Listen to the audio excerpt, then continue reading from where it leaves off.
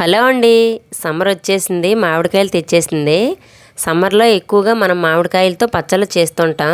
అయితే అవి కొంచెం లేట్ ప్రాసెస్ కదా. పైగా ఇయర్ మొత్తం నిల్వ ఉండే పచ్చళ్ళు అందరూ చేయలేరు. చేద్దామన్నా కొంతమందికి వీలుండదు. అలా ఇంట్లో చేసే పచ్చళ్ళు తినాలంటే ఇంటి దగ్గర నుంచి అమ్మలో అత్తయ్యలో పంపిస్తే కానీ తినలేం కదా. ఈలోపు మనం మామిడికాయలతో పచ్చళ్ళు తినాలన్నా లేదా పచ్చళ్ళు చేయడం పెద్ద ప్రాసెస్ అనుకునే వాళ్ళైనా ఇలా ఇన్స్టెంట్గా పచ్చళ్ళు చేసుకుంటే 1 వీక్ ఆర్ 10 డేస్ వరకు ఈ పచ్చళ్ళు నిల్వ ఉంటాయి. ఈ పికిల్ చేయడం కూడా కష్టం లేకుండా ఈజీగా చేసేయచ్చు.